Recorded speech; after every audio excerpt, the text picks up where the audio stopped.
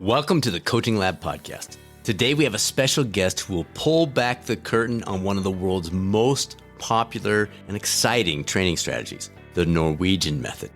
And frankly, it's with the guy who's seen it all when it comes to endurance sports, Brad Culp.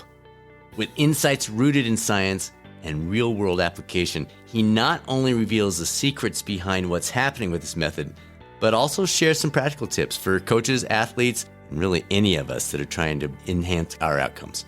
Get ready to elevate your coaching game, there's no doubt, as we explore the principles that are reshaping the world of endurance training, application to athletes at all levels. Our guest, Brad Culp, is a sports journalist, former Editor-in-Chief of Triathlete Magazine, media manager of the International Triathlon Union, and Lava Magazine, the official publication of Ironman Triathlon Series. Culp is also an accomplished athlete, winning 3 state titles in high school, All-American honors in college, and completing his first Ironman at the ripe old age of 19. He continues to compete at high levels and writes regularly for outlets including Men's Journal, Slowtwitch, and 220 Triathlon. He lives in Illinois with his wife and 2 kids. And regardless of where you sit as an athlete or coach, you are going to love his insights. We just wrapped up the interview, and it was so much fun. If you've been considering pursuing your MBHWC approved coach certification as part of a new career pursuit, or to give you a new tool in your toolbox as a physical therapist, occupational therapist, physician, nurse, counselor, or coach, now is the time. Catalyst Coaching Institute was rated #1 by Fortune magazine, and our first cohort for 2025 kicks off in early January, including all the latest updates from the MBHWC and a complimentary study group for those who want to pursue the national board exam. All the details are available at catalystcoachinginstitute.com or email us anytime with questions. It's results@catalystcoachinginstitute.com, and we'll set up some time to talk through your specific situation, questions you've got. Does it fit with your career? How does the timing work? All those kinds of things. And now it's time to dive into the training methodology that is taking the world by storm with Brad Culp on the latest episode of the Coaching Lab podcast. Brad Culp, I have been reading you for years. Welcome to the show. Glad we could get this on the calendar. Thank you so much. I'm honored to be on. It's great to talk to you, especially after the weekend that you just had. I feel like I should be interviewing you. It's an honor to be on your show, especially with one of the fastest 58-year-olds that I follow. So congrats on your performance last weekend. Making progress. You're going to help me hit that next level here, brother. So this is good timing. That's a lot of pressure. So Norwegian Method, we're hearing all about this. Your book is out. For folks that have no idea what we're talking about, give us the basics on this Norwegian concept, this Norwegian training method. What are we talking about here besides a place in the world? The 2 big things that people really focus on when they talk about the Norwegian method and what sort of differentiates it from the more sort of standard methods of training of periodization and stuff that we've known for years is really like the double threshold concept. And the lactate testing. And those are 2 components that I think people are familiar with at this point. If you've heard the term Norwegian Method, you probably know that that's a huge part of it. And that's kind of what's gotten all the focus in most of the articles that I'm sure you've read and a lot of your listeners have probably read. And that's a huge part. That's kind of what Norway's really led the charge, especially with the lactate stuff. They really were using it going back to rowing in the 70s and 80s. And then in the 90s is really when it took foot in the running community there.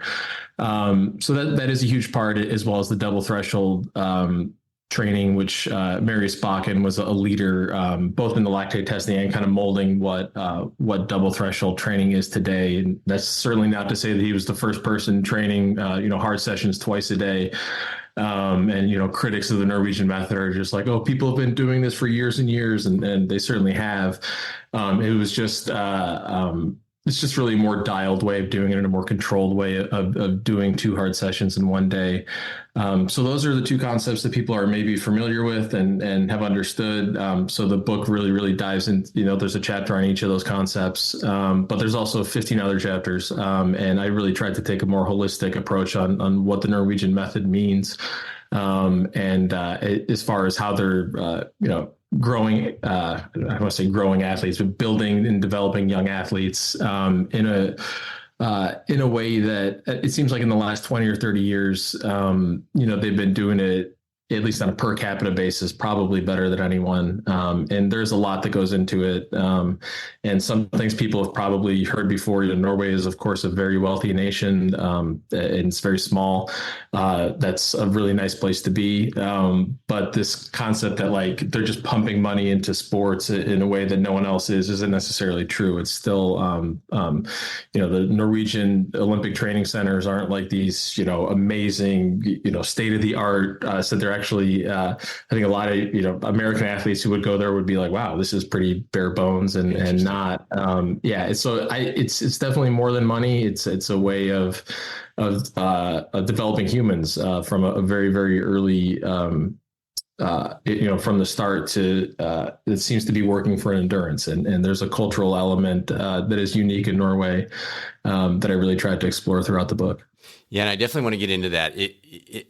Let's touch on those two concepts just so folks are somewhat clear. And I'll say in the way I understood them, but I know that's not correct. So tweak me here or shift me or turn me upside down or whatever. So the double threshold, as you said, is 2 intense-ish sessions in a single day. But the lactate threshold tweaks that. It's not going out and doing 2 all-out efforts. It's using that lactate testing to make sure you're not ruining the rest of your week by staying within a certain zone. Did I understand that correctly?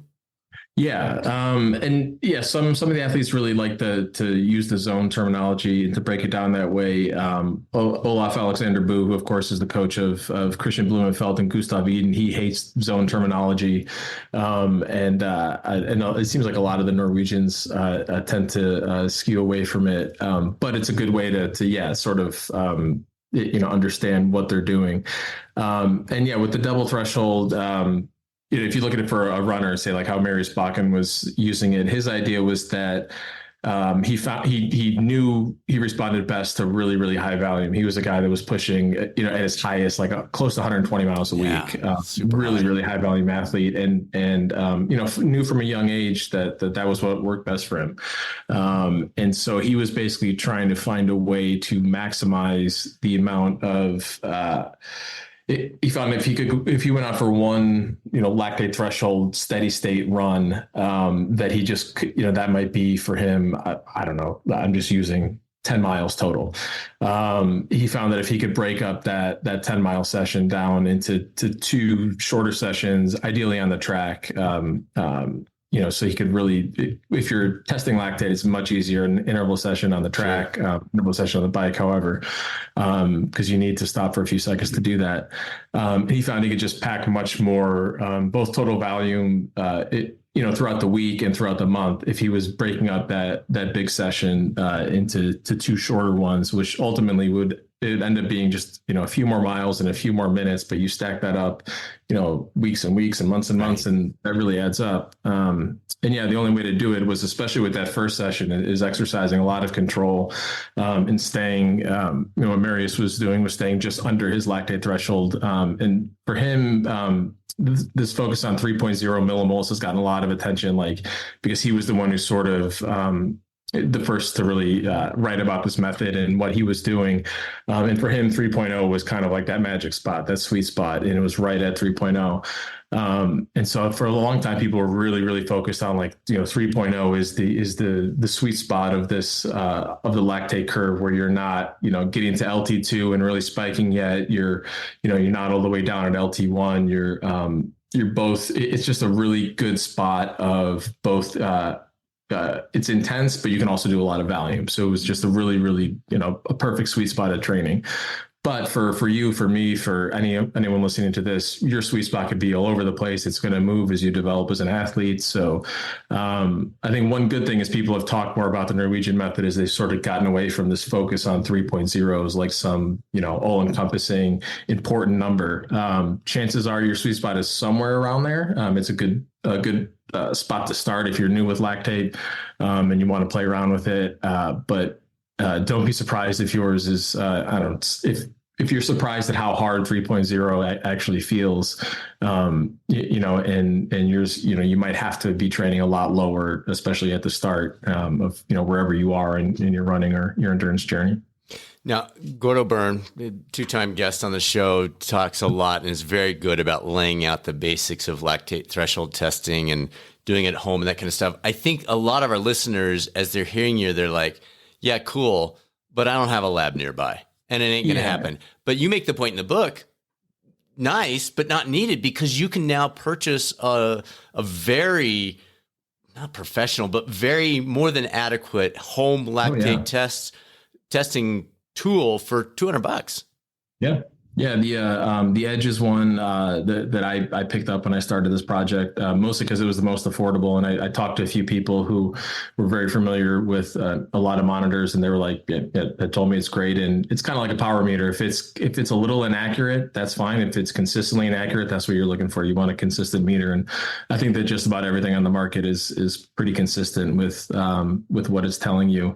And it is more accessible than ever. It still is one of the more invasive, things you can add to your arsenal. And I know I would assume that even at the more serious end of runners like yourself, there's still 50% or more who are just like, I'm not stabbing myself frequently.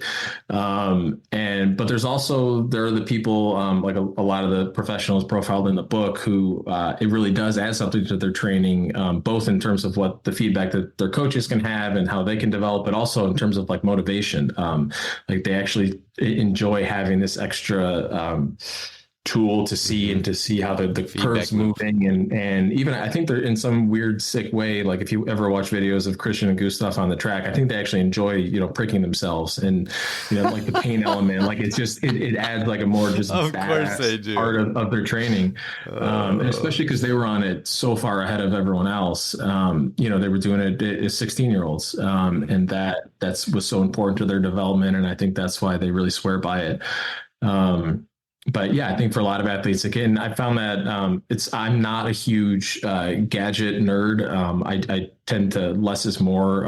I kind of went through that phase when I first started out in my endurance journey in my 20s. And, I wanted absolutely everything, and every cycle session had to be dialed by power. And I was going through like every new power. I was so obsessed, and it added motivation to my training for sure. But it got to a point where it was just too much. And I stopped enjoying the actual just being outside and training elements. So yeah, I'm not sure that lactate is something I would use, daily, even weekly. But if you set up a session at a lab, and sometimes you check with your insurance that your insurance might actually cover a lactate lab test, if you have really good insurance. But if you have a meter, the best thing you can do is just to do a couple of lactate tests throughout the year, throughout the season, to really see, just to gauge your plan and to see if you're going in the right direction. Because it's one thing to say, I feel great. And, I hit these numbers on a certain day, this pace on a certain day. But I think that the lactate meter really doesn't lie about what's going on internally. And it's just kind of cool to see, like, okay, I put in this block and saw this kind of lift in my curve. I think that can be very motivating. And whether you're have a coach, you're coaching yourself, it's just great feedback to have that this block worked, and maybe we should try something else in the next one. So we don't want to turn this into a lactate episode, but just to give folks kind of a walkthrough who are going, that might be worth it. You literally do whatever, an 800 on the track, you stop, you've got your thing sitting there, you prick your finger or your earlobe, you take a little dab, the little machine grabs it, gives you a readout. Is that the simplicity of it in a nutshell, or is it a lot more detailed than that? You're getting all the meters now. It's they're under 15 seconds that you're getting a reading. Usually, but it's less than 10. I have found that the earlobe is. I will not prick my fingers. It hurts. I don't enjoy it at all. I don't feel a thing on my earlobe. It's much more. It's a little more difficult to do yourself. I think that's why some people do the finger. It's really quick. Sure. But yeah, once you get the hang of it, I definitely recommend starting with the earlobe. A lot of nerve endings on our fingers. So I don't recommend that. But yeah, it's And yeah, in the book, I kind of give a layout of what a sample do-it-yourself lactate threshold test could be. And yeah, 800 is really kind of the perfect distance. For 400s as well you can do, but 800s to really build that lactate. Is kind of the perfect way to go through that test, and it's not quite as intense as if anyone's done a VO2 test where you're really going to the max. It's not quite as intense unless you want to see, if you want to go all out and see, can it hit 14.0 or what? Yeah, it's amazing how high that number can go. Maybe it's just because I don't have these, massive performance goals anymore, and I'm getting older. I don't do a lot of like all out hard training.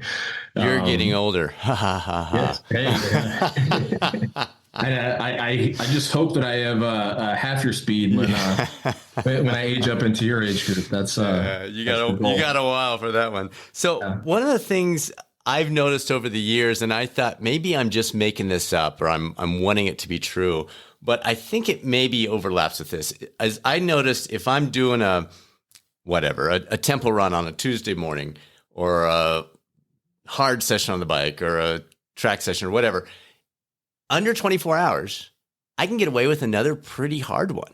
So if I do the tempo and I finish at 9 a.m, and then the next day I'm up early and I get out there and I hit the track or I do a hard bike workout or something, if it's within 24, my body's like, yeah, that's fine.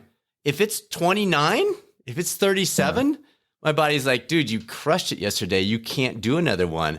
And it's never made, I'm a physical therapist, undergrad in biology. I've got that data stuff in my head and it's never made sense to me, but it kind of sort of sounds like that's at an even more extreme what they're doing. Yeah. And, right. And it's a way to get, so if you look at, I'll take Christian and Gustav, for example, what they typically do is 2 double thresholds a week. They're not doing 2 runs or 2 rides. It's usually a bike and a run would be the most common. So a hard bike and run double threshold Tuesday, hard bike and run double threshold on Thursday. And then switch that order. A lot of times it'll be run first, then bike, which they enjoy.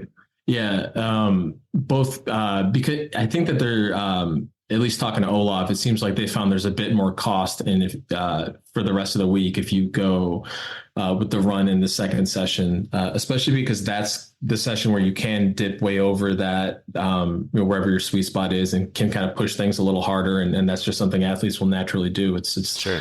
End of a hard day, I'm going to push it, and if you're doing that on the run, there's just going to be a lot more cost than in doing it on the bike. So yeah, if you're a triathlete, looking to incorporate this kind of training, that's definitely something I would think about and try for yourself. And I know I always enjoyed, I felt a lot better running. If I biked before, it was just like, because that's a triathlon, you're kind of like, I feel like I'm loosening up. But yeah, if that's the way most triathletes have done things, there might be some value in sort of flipping that on its head and doing the hard run first and the all out hard ride second. That is interesting because you're right. I've always done the other when I was doing a lot of triathlons because I always thought you never run on rested legs ever. Right. Why would you ever train that way? But you're saying the best in the world are doing it. So there's clearly some value. And then the other big thing I think for athletes of all ages that is the benefit to this is not just the additional intensity, not just the additional volume over time, but the extra rest.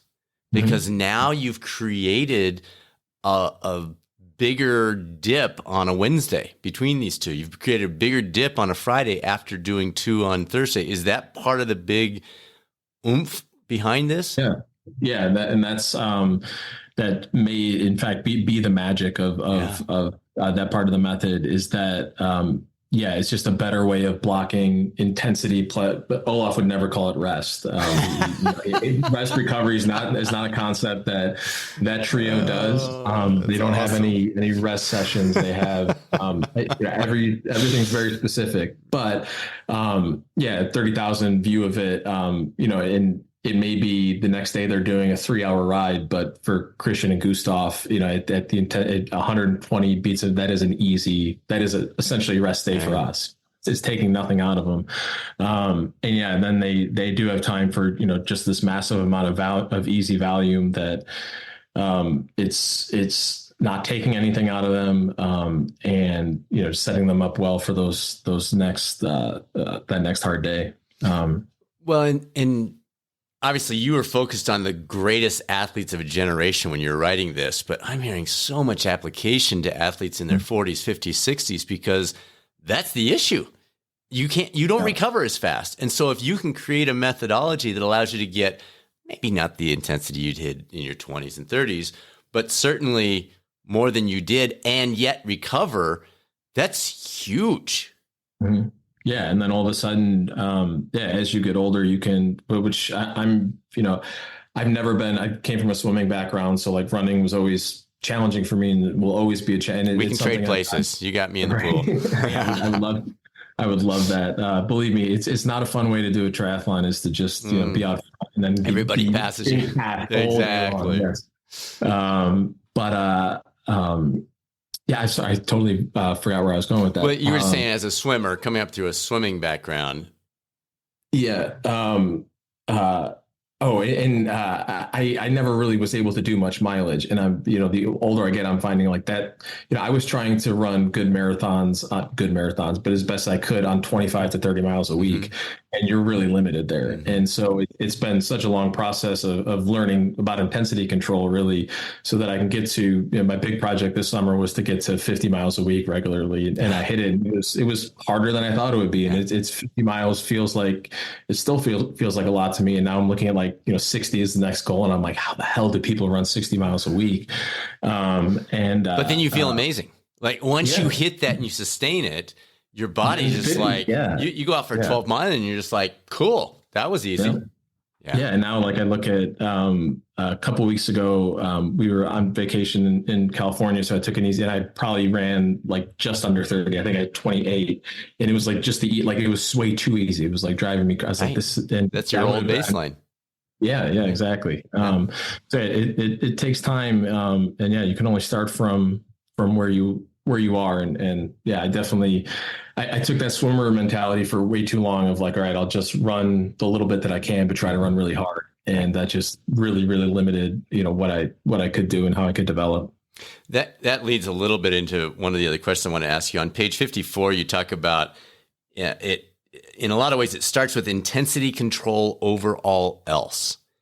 And I mean, I read that and I go, wait, what? And I would think a lot of athletes are like, wait a minute, intensity control? I thought as you just said, it's supposed to go as hard as you can, at least 2 or 3 times a week. Walk us through that a little bit. And we've touched on it about using lactate to make sure we're not going too hard and cooking the body for the rest of the week. But can you walk us through a little bit more of that intensity control element that plays such a cornerstone aspect to this? Yeah, and that was really R.L. Tepien was the first to sort of mold the Norwegian running method to triathlon, and was the first to work with Christian and Gustav when they were quite young, that his focus, especially on youth athletes, and there's so much. Young athletes, especially high-performing young athletes, they have no problem just going, what I call balls to the wall all the time. Yep. That can work in a lot of sports, and it's ideal for a lot of sports, and it's great. But triathlon, cycling, running, no matter the distance, it is at the endurance end of endurance sports. Aside from ultramarathon, it is a really, really long contest. No matter what triathlon you're talking about, no matter you're talking about half marathon, these are long events.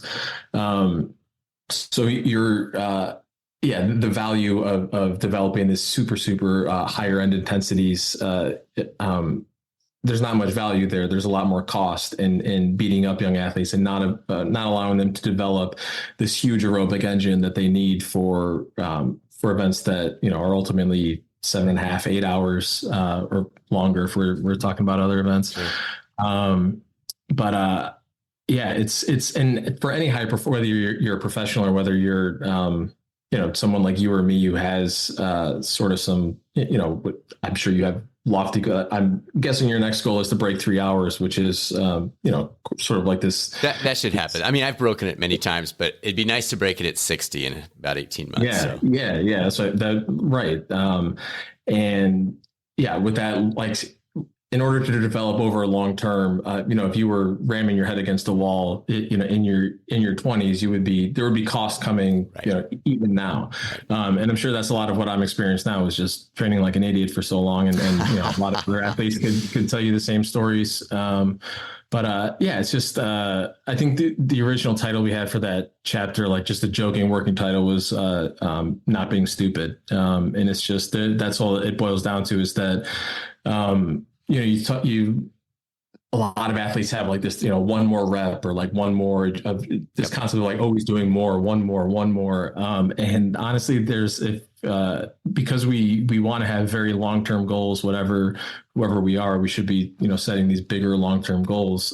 There may be more value over the long term of doing one less, or backing it off a little bit, so that we can come back and hit it hard the next day, or just do it again the next day, not hit it hard, but just bring all of ourselves to the next day, and not bring in 60% of ourselves. Yeah, it's so easy to have just a completely wasted workout. And I just experienced it this weekend. I normally don't run 3 days in a row. I'm typically 2 days on, and the next day I'm swimming and cycling. And I did 3 days in a row, and yesterday's run was wasted. Like, there was no point I should have just taken a recovery day, gone to the pool. Like, and I knew it from the start. I was just like, this is, kind of gone to my limit on those last 2 days, and trying to add just some extra volume. Even, I couldn't even run easy. And there are days where your body will be telling you like, this is stupid. And that's what it boils down to, is minimizing those days where your body's telling you this is stupid. You did something stupid yesterday. We need to back off. Because you shouldn't feel like you need to back off. You should feel like, you want to have those days, those race simulations, those absolute, go to the well days. But, for the most part, if throughout the year, you just want to feel like you're building, and not like, oh, I really need to back off because my body's broken down. So we need to get Shania Twain to do a little song for you about "Don't Be Stupid." She's got that hit song out there. Maybe she can do something for that chapter's video that you're going to produce. Everything you're saying, it doesn't play well on social media. You don't get clicks by saying back off just a touch, leave a little bit for tomorrow. You get the clicks by saying I run on broken feet, and I, run in the hottest weather, and blah, blah, blah. But everything you're saying is what I see in myself and so many athletes around me. When you say, okay, I'm going to go run 23 for a long one, and you back that down to 21. When you say I'm going to hold 6:15s and you back it down to 6:25s, it seems long-term to produce better results. And it's counterintuitive, because we're like, no, you got to give everything you got. No, you do that on race day. You don't do that on all these other sessions leading up to it. Race day is the day that matters, not getting your Strava points. Yeah, and I think Jakob, in his interviews, he talks about that a lot, and has a really good feel for that. And that's why both Jakob and the Norwegian triathletes, so they race a lot, and those are really their test sessions, and where they're going to the well, and yeah, I think that he says frequently that it's more people are doing that extra rep or going that extra length because they need it up here. Totally, they need it. Guilty as charged, no doubt. Or they want to see that 6:15 number, whether they're posting it or not. When your body doesn't know the difference between 6:15, the stimulus between 6:15 and 6:20, as far as your adaptation, is going to be nothing, and it may even be better at 6:20 because you can flip it the next day or 2 days later. Exactly, and your next long run is going to be better. Your body doesn't realize that 5-second difference, which to us is so it feels like such a big thing, but really it's just we're doing it for our own selves in our head, and our own insecurities, essentially. And that's something it. Yeah. At least for me. It brings up frequently people are like, oh, he's being arrogant. He's cutting down his competition. And no, it's just his honest assessment of how people are training. And he's had, intensity control has been part of his life since he was like an 8-year-old. I don't even know how early they were. I think around 8, he was, being pricked with a lactate meter. So clean your room. Wait, let's get your lactate first. He's definitely got a good understanding of what what some people are doing wrong. And obviously the very controlled method has been working very well for him. That's awesome. I love that. Let's move into heat training a little bit. You talk about Mark Allen. You provide some data about the body's about 20% efficient. If you can build a bigger furnace with capacity for an internal body temperature above, and I love the study you quoted about the 104. That's why the hot tubs are limited to 104, because in theory, that's what the data said. And yet you found some research showing in, I think it was a triathlon regional event or national event, where they did some internal testing and found the winners, the podium, could get it up to 106. And again, this is all from memory. I don't have notes on this, but does that ring a bell at all? And what do we know about heat treatment, and how hilarious is it that we're learning it from somebody living in a cold country? Right. And yeah, that's sort of Norway's been at the forefront of both heat and altitude, basically because they have to. They can't get either thing at home. Right. There are no towns. Norway has mountains, but there are no towns up there. It's a little ski resort maybe. Older towns are at sea level. Older towns are, relatively speaking, cold. And so they've had to go out and seek these things for decades and decades, centuries. And so have kind of been a bit ahead of the curve there. And yeah, the heat stuff I found particularly fascinating, and is something I definitely want to write quite a bit more on going forward. For the longest time, there's just been this insane focus on keeping your core body temperature down, as close to the ideal of like during competition or during training. Right. You want to do shirts. How can we lower it? How can we get ice on it? Yeah, yes. Exactly. Yeah, and start lower with some of the ice jackets they were using a few years back. Yeah, all those things. Yeah, bring it down. And the some of the new science points to, well, instead of focusing on bringing it down, because there's been this idea in science that 104 is this inflection point that is dangerous. Right. You can just pass out or get heat stroke. 104 has just been this magic number, and that's just a number that was pulled going back to studies from like the 20s and 30s. Wow. And there wasn't a lot of heat training is really delicate because it is very dangerous. It's not like altitude where going to altitude is inherently, putting danger on your body. When you go to certain temperatures, you are putting the body in stress. So scientifically, people have been really limited, and 104 is probably a safe bet to, that was the temperature where if they're doing in a heat tent of some kind, 104 was always a limit. As you said, any hot tub you can go and buy, it's going to be 104 is the limit. And what a few cycling and triathlon coaches have been looking at, a couple in Norway, was, what if instead of trying to keep us away from 104, we see if we can get a lot hotter than 104. And what a lot of people didn't realize, for athletes have been getting a lot hotter than 104 degrees for years and years. We just haven't been testing it and studying it. And yeah, the best study came out of the Doha UCI World Championships, which I want to say was 2016. And a number of a huge portion of the field swallowed these heat capsules to sort of see, which events were getting the hottest, what points in the race were they getting the hottest, and how was heat affecting performance. And what they found was kind of surprising, that it was the time trials, the shorter, more intense stuff, that was bringing the highest temperatures, not the 6-hour road race. But that the podium finishers were almost across the board the ones who were able to get the hottest. And they were recording temperatures of north of 106. I think at that event, it might have been like 106.3 was the hottest. I remember, yeah.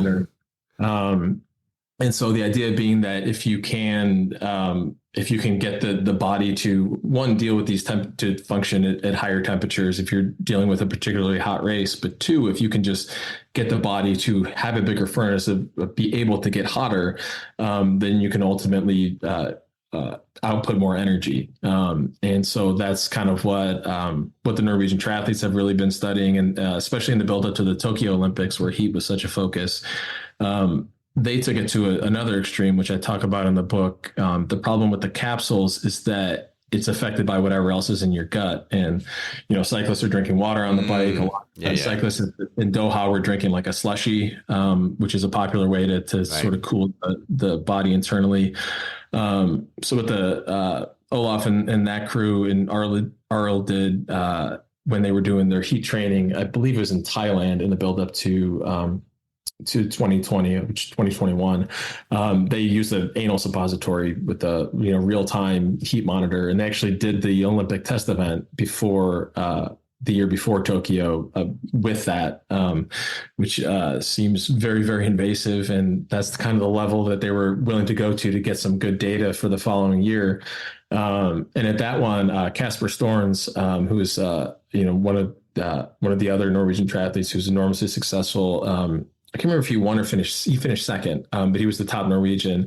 He was at 106.8, way, way hotter than the other guys were able to get to. And that's so yeah, it was just another indication of let's train the body to be able to get hotter, and that involves heat camps in a way that we used to look at altitude camps, particularly if you're training for a hotter event like a Kona or the Tokyo Olympics were. So that's why they focused a lot of time in Thailand and Malaysia in way more extreme temperatures than they were going to face in Tokyo to sort of help the body hyper adapt to be able to get to those more extreme temperatures. And methodology with this, and I know it's developing, so you're to a point guessing, but what have you seen out there about, for example, I'm reading more and more about you do your training and you hop right into a hot bath or into a sauna or a hot tub. So you're extending that out. Suggestions on that for people that are listening and saying, ooh, wow. Because I think you even mentioned it's the poor man's EPO. I think you quoted somebody. So how do listeners take advantage of that legal opportunity with their bathtub or their hot tub or their access to a sauna in a way that, based on what we currently know, optimizes their opportunities? Yeah, this is something I need to learn more about, and I want to definitely study more, especially the hot tub and sauna, because I feel like it's a lot of athletes are using that in very interesting ways. Yeah. I don't know I'm sure you follow David Roach on Twitter, and what he just accomplished at Leadville. But those are two components that I know are a big part of his training. And yeah, it seems to, from what I understand, it seems to make sense that there could be some added adaptation if you were to, especially, if you were to go right from a hard hot session to into a sauna of keeping yourself at a high temperature and being able to sustain that. I think that it makes a lot of sense that there should be some adaptation there. I think that what's sort of unfortunate but also sort of cool is it's more athletes like David and seeing what they're doing and studying them that we have to do, because the science is so limited on what we can do with heat training. Because you can't say David might be able to finish a session in 105 degrees and be like, I'm going to go to 108 degrees sauna, like whatever degree sauna, and torture himself. Right. But there would be some legal problems to doing a university funded study of that. I sort of joke about it in the book, and Mark Allen using the sweat lodges, and that was both for heat training and for his mental training and dealing with Kona.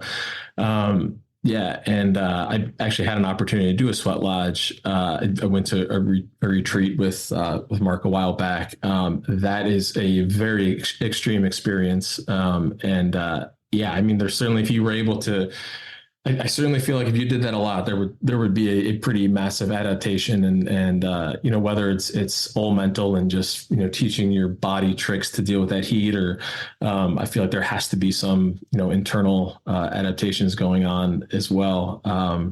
It's a really hard thing to study, but I think that's what also makes it so fascinating, is seeing what athletes going back to Mark and before him were doing, and how and what's going on today. And there's a lot of similarities.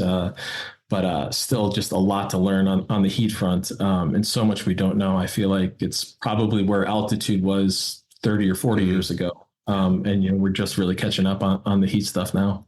And from what you saw with Mark or others that you interact with, because you have such a good handle on what's happening in the triathlon world and the endurance world, what is the heat lodge experience? Is that an hour? Is that a week? Is that what is that like? And then how does that compare to, I remember years ago, I was racing in St. Croix and we rented out a hot yoga studio and brought our trainers and rode our bikes for 3 hours in, 100 and whatever yoga studio. But that was a one-time thing. I think the only benefit we got was mental. I don't think we adapted in any way except for that piece. What you're talking about sounds like a gradual adaptation. And have you seen, and again, I know it's developing, you're guessing to a certain extent here, but have you seen you want to be doing that at least 8 times in the 3 weeks prior, or you don't do it in the last 2 days because it's stressful on the body and you're losing it, or definitely do it in the last 2 days because that's when the impact. Any tips that you've gleaned up to this point, knowing this is a developing science?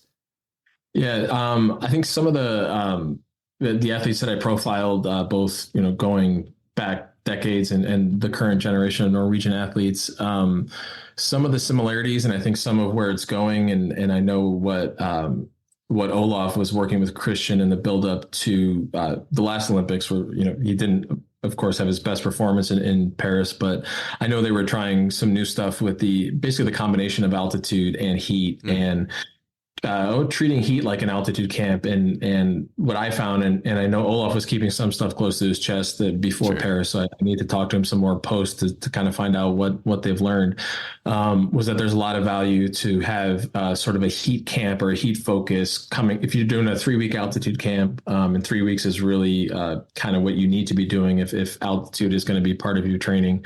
If you don't live at altitude, unfortunately, like me, you don't have that problem.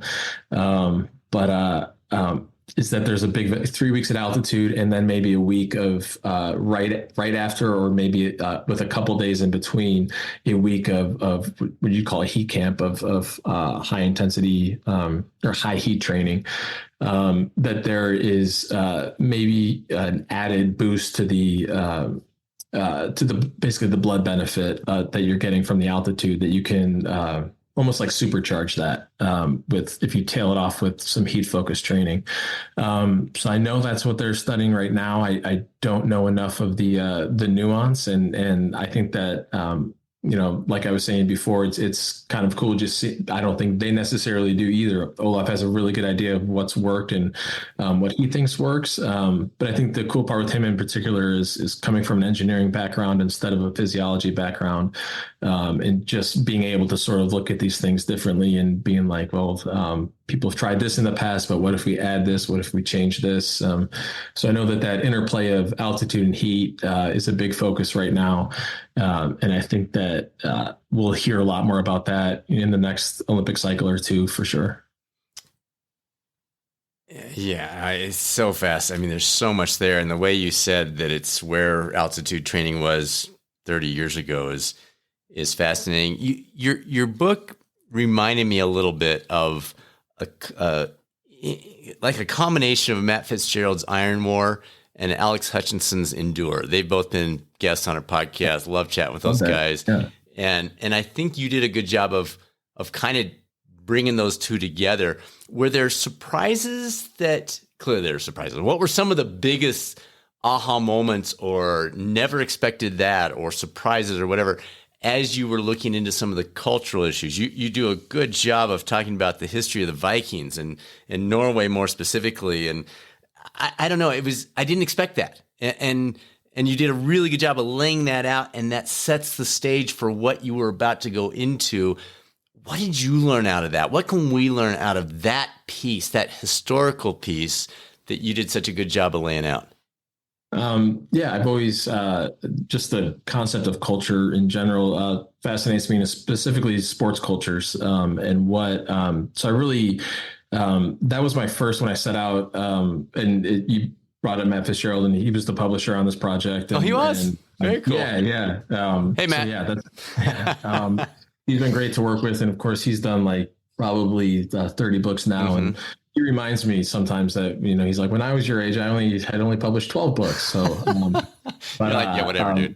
Yeah, he, Matt's the best, and it was a huge help on this project. I kind of wanted to, the first thing when we started talking about this a year ago, he was just like, we sort of ironed out what aspects we each wanted to see in a book about the Norwegian Method. And he just told me, he's like, just, take it and do your own weird thing with it. And so I knew I wanted to really focus first on the cultural element, because I do think that that's the most important aspect in really differentiating, certain groups from others is that there are certain sports cultures, whether it's you're looking at it on a really broad, country perspective or like a more microcosm. Like I'm really into swimming and collegiate swimming. So like I look at what Arizona State has developed, this amazing sports culture. The Bob Bauman, Michael Phelps coach, sure. They took it from a nothing swim program to national champions in a matter of years, and it was culture. And so like that's just a more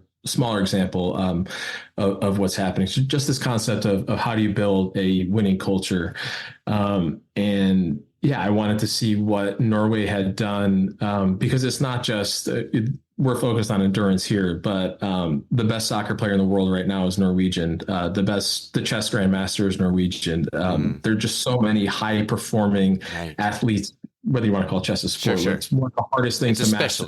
Yeah. And a real quick side note, but Magnus Carlsen, Jakob Ingebrigtsen, Erling Haaland, so chess grandmaster, best soccer player on earth, best runner on earth. Three of the hardest things to become the best in the world at are all from like the same tiny little part of Oslo. And especially with Erling and Jakob, they're like the exact same age group at the exact same time. So like, how does that happen? Because there are a billion kids in the world who want to be the best soccer player, the best runner, and probably a lot that want to become the best chess player. But how did this one little dot on the map do all of that? And yeah, it goes back to building Norway has a very unique culture and a very unique politics and just a very unique situation. It's very small. It's very wealthy. It's very homogenous, and that helps. It causes, there's a lot of problems with that. Sure.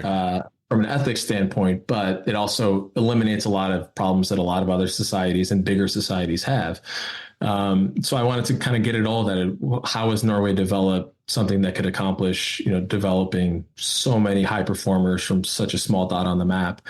And I think it does go back to just the developments of their people in general. And there is Norwegians certainly don't have as much of a fascination with, Viking mythology as a lot of other Westerners do, I think.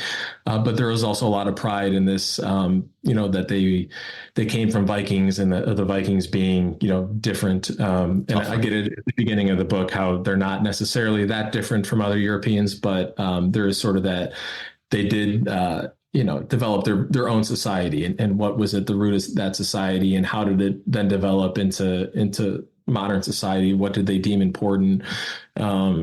And yeah, one of the things that I sort of talk about in the book is this fascination with sailing and how that became so important. Was sort of the first sport that was like their national sport, and they really excelled at, and that was sort of foundational to the focus on Olympic sports and developing a focus on sports in general. And so much of that sailing focus ultimately comes from their Viking heritage and the fact that they came from the people who maybe the Polynesians were a little better, but essentially the greatest sailors ever. And that is, at least the way I see it, it has been really foundational to the development of the sports culture. Huh, that's fascinating. And you're reminding me, we have three kids that are all married and grown up and doing their thing now. But our middle daughter the other day said to me, "So Dad, 5Ks were way more fun than they probably should have been when we were growing up." And she started laughing. And I busted, because 5K or 10K day for our kids, and they started as soon as they wanted to, and it was like up at 4:30, it's race day, and we all had our numbers, and it didn't matter how fast we were. It was just fun, and they grew up with that thought. So now they run 5Ks and 10Ks for fun, just because it's a thing we do as a family, and I could really see that at a much bigger level as you were talking through these cultural elements. Yeah, and especially in the oldest like Norwegian saying is that we were born with skis on our feet. Yes. And yeah, it is that relationship with the outdoors really starts with skiing, downhill and cross country skiing, and that's so every Norwegian I've talked to, every Norwegian I've met, it's not just something cute that people say about Norwegians or they say about themselves. It's like 100% true that like. You ask any Norwegian athlete, when did you start skiing? And they're like 2, 3, they're on skis, which is just unheard of. And they're big into hiking, and just being outdoors is so central to Norwegian culture, and it's ingrained from such a young age, from the day you're born. And it's just, and it continues throughout. They spend a lot of their school outside. There's just such an insane outdoor focus for a place that a lot of the time has pretty miserable weather. Just a really cool relationship with the outdoors, with weather, that I've certainly tried to do more of, and be a bit more Norwegian. And I take my kids out now for bike rides in the snow, and I'm sure that when I pick them up from school with and it's snowing, I know the other parents in their cars. What is wrong with him? They need to check on him. But it would be totally normal in Scandinavia, so I don't have a problem with that at all. Yeah. I'm definitely trying to live a bit more Norwegian and raise my kids as Norwegian as possible, for sure. I love that. It reminds me, if you talk to any successful coach, either the health and wellness and performance world that we're in, or more the athletic coach area, the difference between the identity piece of this is who I am versus this is what I do sounds so simple to the outsider. It is night and day. It is not, when you're a runner versus I run, you're like, oh yeah, same thing. No, it's not. No, it's completely different. One person, it's their identity. The other one, it's an activity. And and what you clarified in your book is, this is their identity. This isn't just something they do.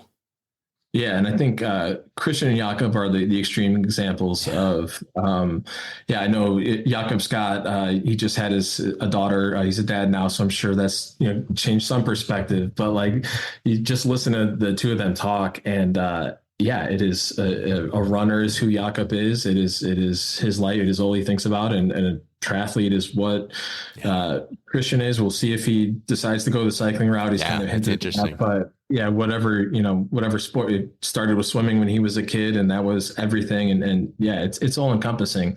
We hear a lot. For most people, I think that wouldn't be a healthy way to function as an athlete, and wouldn't be the path to highest performance. But for certain athletes, it is. And we hear people say all the time, you have to have other stuff, and you have to have other things to focus on. And the first athlete profiled in the book, Ingrid Christensen, the great Norwegian marathoner, she would be the first to say that too. She was the kind of person who wanted a billion different things in her life. And she was a mom and a runner, and worked at a hospital, and was like the busiest, most, what I see, like the hyperactivity person I've ever talked to, and needs to have all those things. And then the other people, like a Christian, who would say the exact opposite. Like, it is, his sport is everything, and when he's not swimming, biking, and running, he's listening to triathlon podcasts. He's on YouTube. He's absorbing, like it's all encompassing.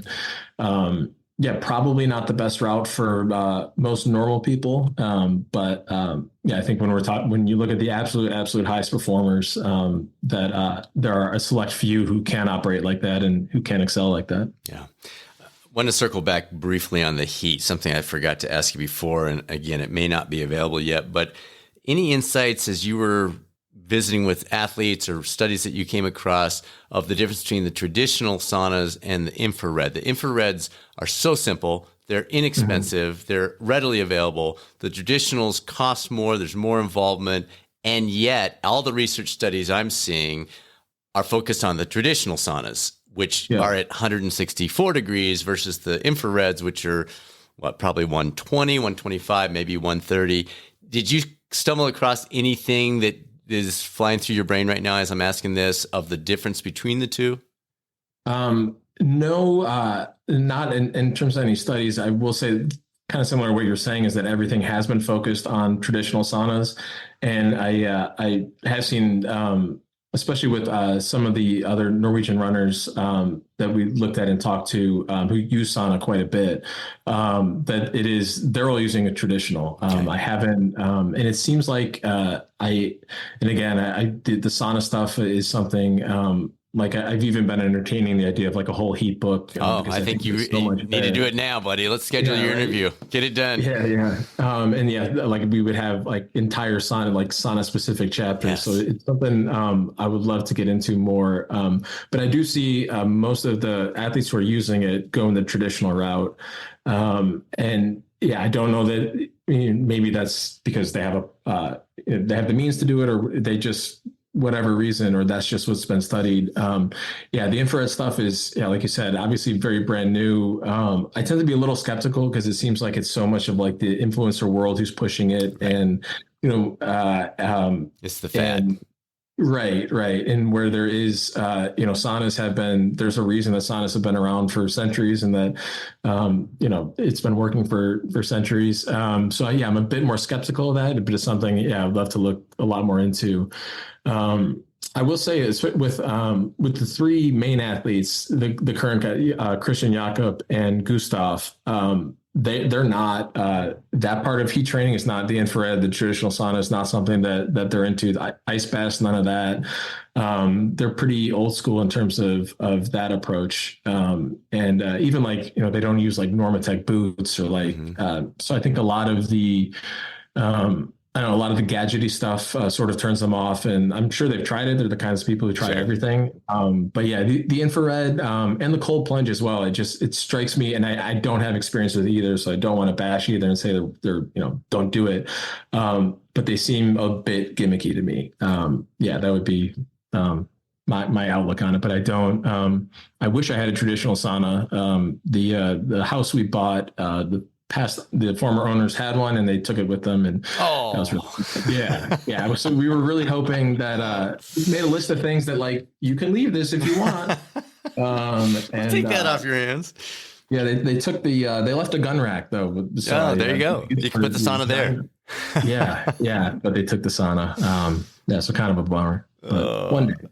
All right, I'm trying to keep an eye on time, but this is such interesting stuff. Anything, and we touched on this, but let me circle back just because I'm sure it's a priority for our listeners.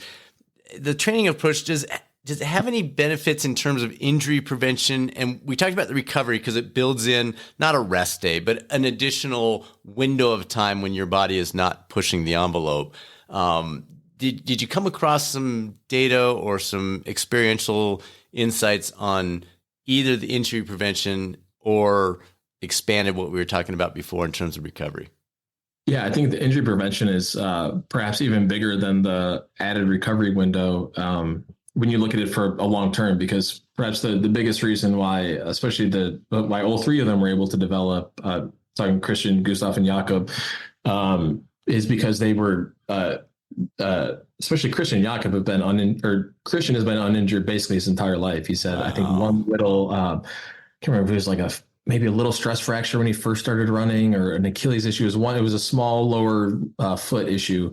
Is it like a teenager, and literally has been injury free since then. Like I know he's had some cramping issues in races and stuff, but part of the reason he's been able to get to where he is just this insane long uninterrupted blocks of training that he's been able to put in.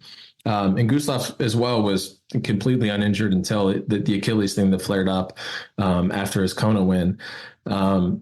Jakob, of course, has had his injuries like any runner, but you look at it from like age 8 to basically 20, it was essentially all uninterrupted training. And aside from, I think it was an Achilles for him last winter before Paris, which he seemed to deal with rather quickly and take care of.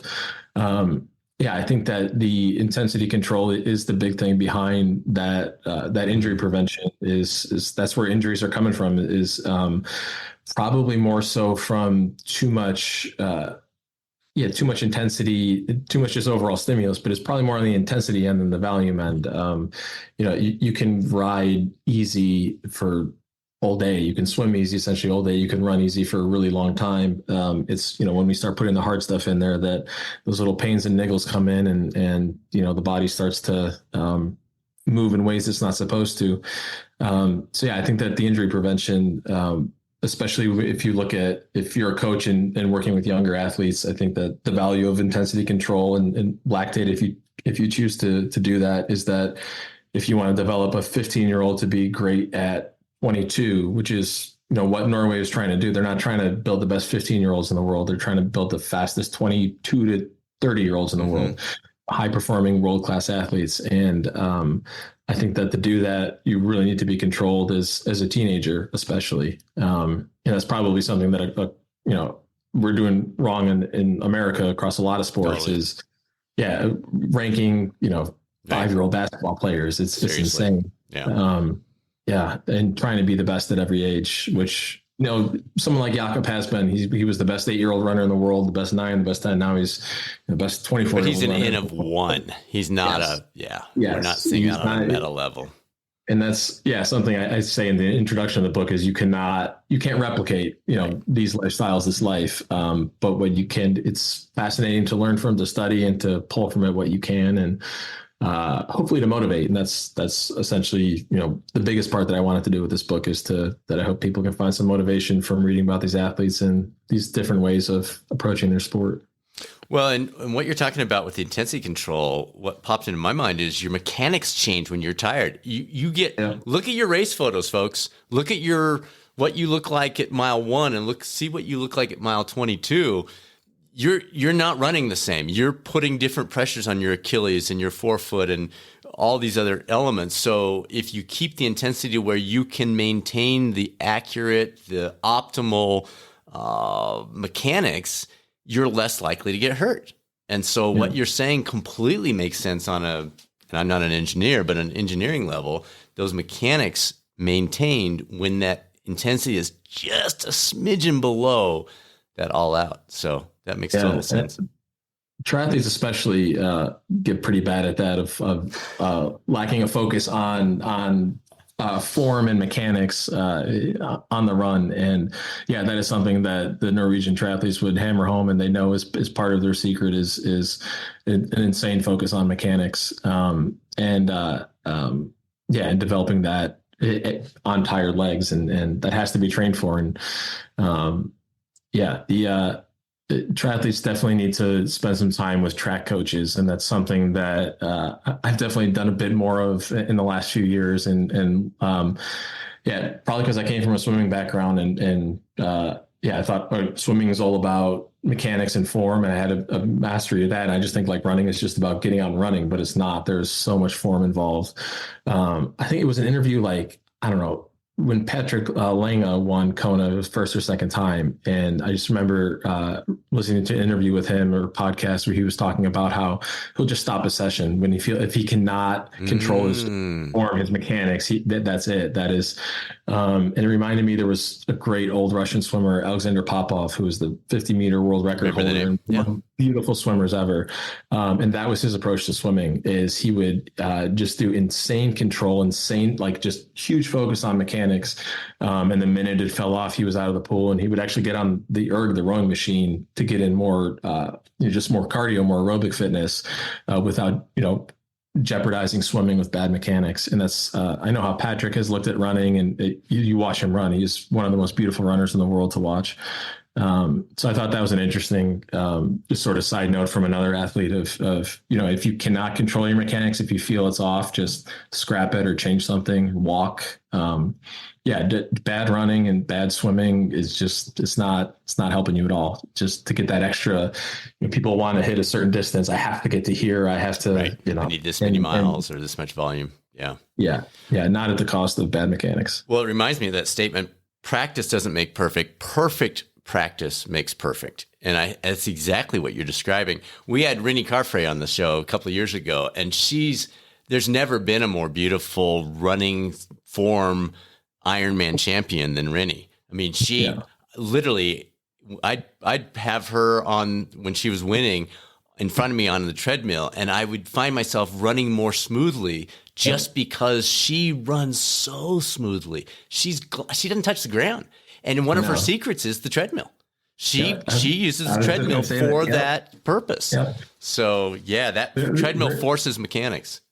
Yeah, I probably wouldn't have gotten on a treadmill were it not for listening to Rennie talk about it. And when I first got a treadmill too, I would watch before I got a treadmill, I'd just turn on videos of Rennie running. Totally. It's beautiful. Side shot, her side profile is just, it's unbelievable. Perfection.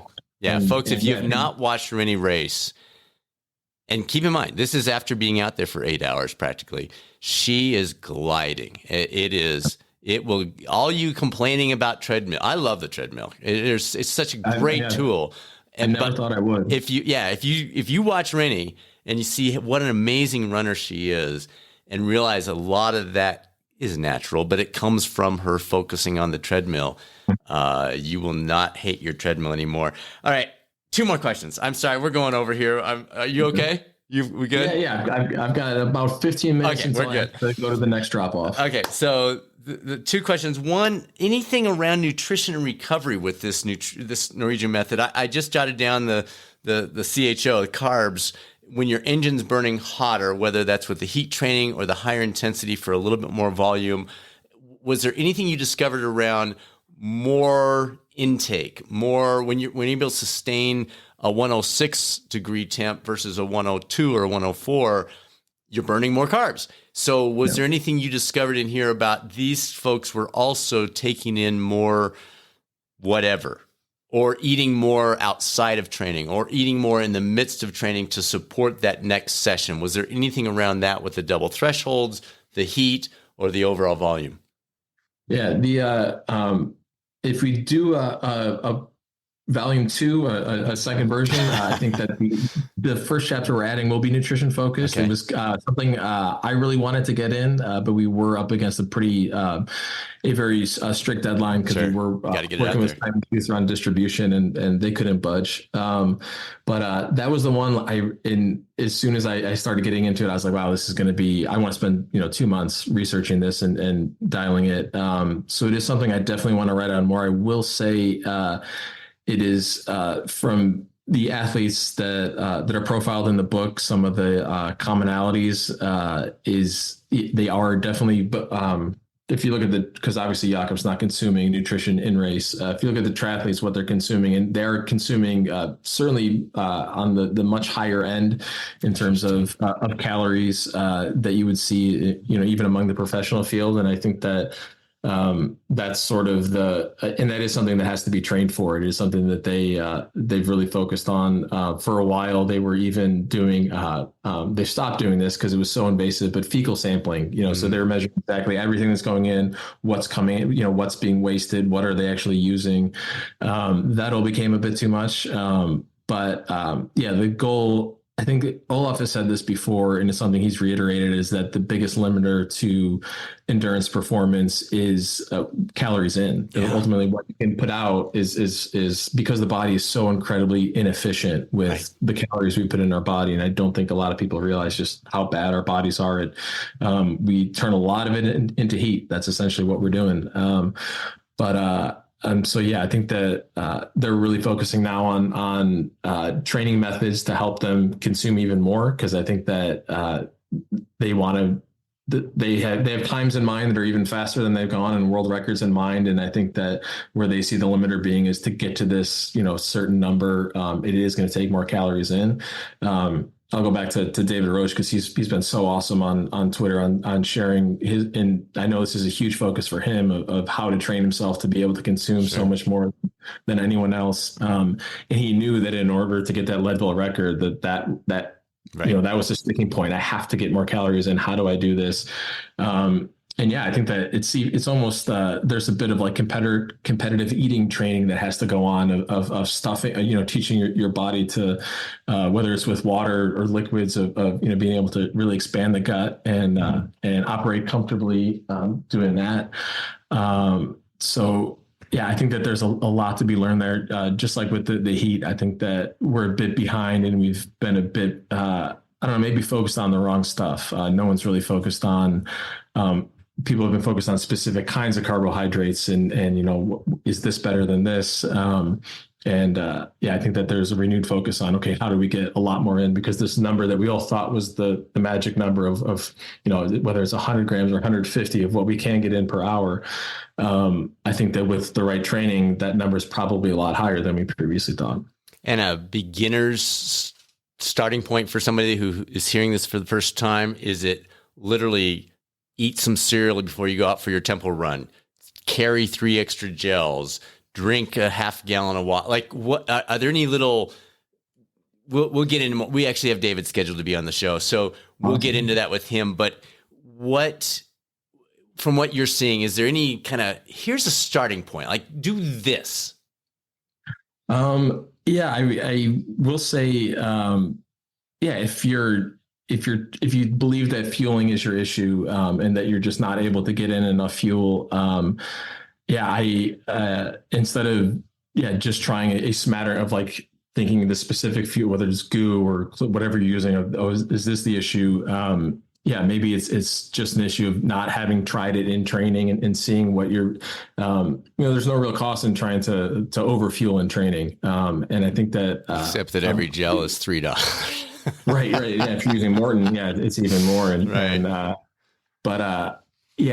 think that people have been a little, kind of maybe afraid to try different things in training, especially because for so long there's been this focus on like, all right, I have to. Most triathletes, especially age group athletes or marathoners, they might be getting into it to lose weight, and they're focused on getting themselves in a calorie deficit. Right. And to maximize your training, if you have performance goals, you can't be in a calorie deficit, and you can't finish a long session well at all in a calorie deficit. So I think that shifting that focus towards how can I maximize my performance with a calorie surplus, or how can I just rethinking that is part of it. And then, seeing what works for you and how you can, it's so individual too, of like, it's both how much you're putting in and how you're timing it. Certain athletes will want to just put in 400, 500 calories at once and do that like once an hour. There's probably more value into spreading it out. I think just as a starting point, go out for a long ride and double your nutrition for a ride and see what happens. See if you feel better, if it messes with your gut, just listen to how you respond. I would start there. If you got a 5-hour ride planned and you're normally, 6 gels, bring 12, and double the pace that you're eating and maybe try to up the intensity a little bit, if it's working for you. And I'm also seeing next session is better when you do that as well. So that's something that other people could measure, is looking at your HRV the following 48 hours, looking at your recovery, looking at your resting heart rate, looking at your performance in that next session when you did up your carb intake. Brad, this has been awesome. Thank you so much. Is there anything that I haven't triggered in you, or you're like, Culp, you got to ask this one too? Oh man, I don't think so. That was, I love the organic conversations like that. And I think we touched on all the major parts of the book. I think that, I hope it's something, kind of different. I'm sure you experienced that, sort of different in the world of endurance. It's not specifically a science book. There's plenty of science in it, but, I wanted to take a more, all encompassing approach to what's going on in Norway and what they're up to. So, you did a great job. You sent me an advanced copy, and I need to read this for the interview. And as I started reading, I was like, well, I don't need to read this. Like, I'm loving reading this. This is really good. So well done. We'll have a link to the book. Thanks for joining us. Thanks for your work. You're making a difference out there. Awesome. Yeah, I really appreciate it. Honored to be on here. Thanks for joining us for this episode of the Coaching Lab Podcast, the #1 coaching podcast for engaging evidence-based health, wellness, and performance insights. I'm so grateful you chose to spend part of your week with us with all the choices you have. If you're a coach looking for best-in-class resources to build your toolbox, support your career, you will find a wide range of options available at catalystcoachinginstitute.com, including specialty certifications in sleep and mental toughness. For those looking to pursue certification as health and wellness coaches, we're pleased to announce that Fortune Magazine rated Catalyst Coaching Institute the nation's #1 program, and our schedule for upcoming cohorts is available on the same site, catalystcoachinginstitute.com, or please reach out anytime. You can talk through your questions. Results at catalystcoachinginstitute.com. And now it's time to be a catalyst. This is Dr. Brad Cooper of Catalyst Coaching. I'll speak with you soon on another episode of the Coaching Lab Podcast, or maybe over on the YouTube coaching channel.